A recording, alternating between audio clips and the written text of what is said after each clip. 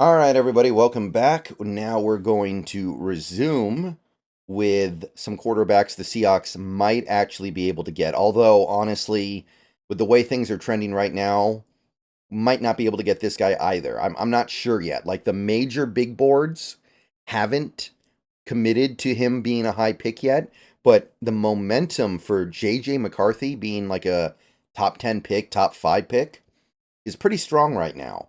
And it does kind of feel like by the time draft day gets here, at the current trajectory, he would be out of range. But as of right now, it seems feasible. So let's talk about JJ McCarthy of Michigan. 21 years old, so still very young, still a lot of growth ahead of him potentially. He's bigger than I thought he would be, 6'2" 219 pounds. Like you look at JJ McCarthy out there, he kind of looks like he's Russell Wilson size, so it's good to see that he's bigger than that.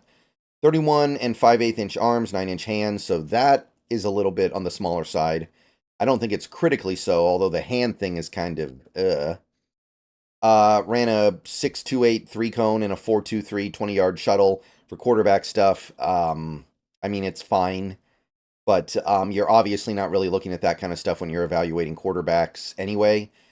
It's just worth noting that he does seem to have a little bit of agility. It's not terrible anyway. Every big board has him in the first round except for Walter Football that has him in the early second.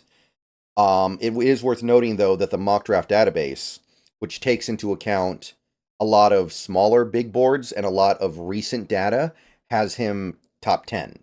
And that is where the trend is right now. I don't know if it's going to hold. I don't know if people are going to chill out. I don't know if people are maybe going to come back to the other side of it. But as of right now, he is trending towards being like a top 10 pick, admittedly. The numbers over the last 2 years are good. He doesn't throw for a lot of yards because Michigan's a dominant team. They've lost one game over the last 2 years, I think. Um, really high completion percentage, 22 touchdowns, 4 picks. Also productive with his legs, has over 500 rushing yards over the last 2 seasons. So he can use his legs really well. So the things about JJ McCarthy that stand out in the positive, he plays a lot of under center football, which is going to appeal to people who want him to quickly transition to a pro style offense. We live in a world where a lot of quarterbacks just live in shotgun. JJ McCarthy was not that, so that's great.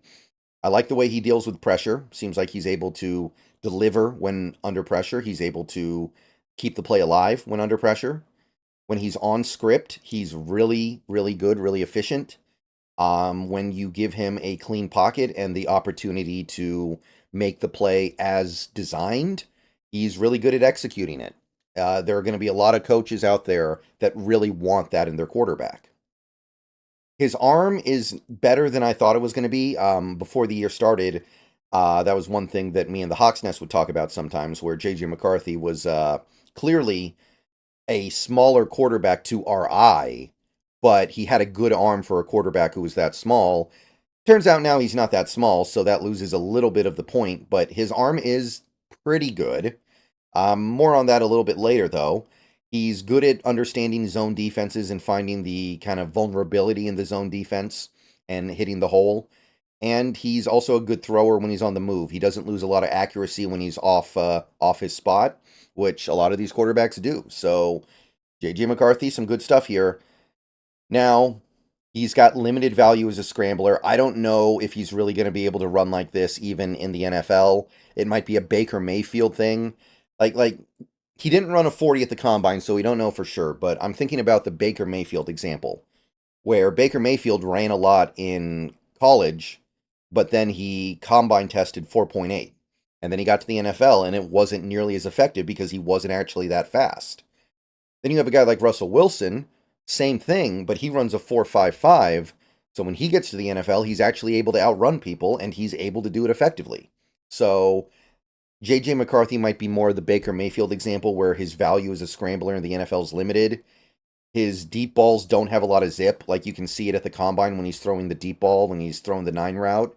He has to get a lot of air under it to actually get it to where it needs to go. And his ability to just like zip it in there the way that some of these quarterbacks do, it's just probably not there. His release is a little bit on the slower side, which is disappointing because he's not like a huge guy with really long arms or anything like that. I don't think he's great at moving through progressions. And while it's not the same as Oregon's offense, Michigan's offense does make things simplified for their quarterback in many ways. And there's a lot less on him than there is on some quarterbacks out there. So I am wondering how that's going to work in the NFL level.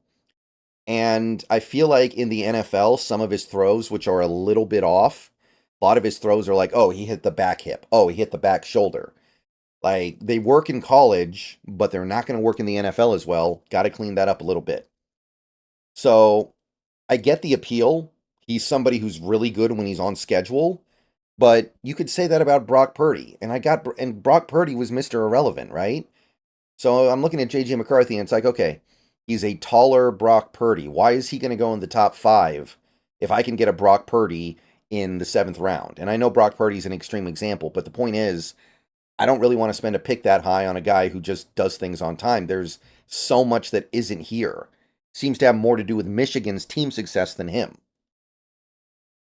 So I liked it a lot more when he was being mocked in the 3rd round. I would have been cool with that, but this top 5 stuff, top 10 stuff, I'm not into it. So not feeling that one.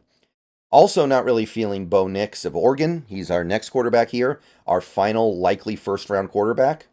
24 years old, 6'2", 214 pounds. See, this is the thing. Like, he's smaller than J.J. McCarthy. That's kind of weird, isn't it? That doesn't seem right, but that's combine. 31 and 7/8 inch arms, 10 and an 1/8 inch hands. Big boards. All the big boards that I use, the big ones have him just outside the 1st. A couple have him at the bottom of the 1st, I guess. One has him in the middle of the 1st. So I'm sorry, 2nd.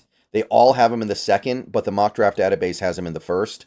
And the way things are going, I actually do think Bo Nix will go in the 1st, quite possibly before the Seahawks pick. Like, if things go the right way here, you're going to have a lot of quarterback-hungry teams picking right ahead of us, and Bo Nix might not get through. But I'm not married to it yet, and I certainly wouldn't take Bo Nix in the first half of the 1st round, so he's worth talking about. But I think things are shaking out to where he might not get past Denver, might not get past Oakland, might not get past Minnesota, might not get past New England if they trade down, stuff like that. So I don't think he's getting to us, but it's not a sure thing yet.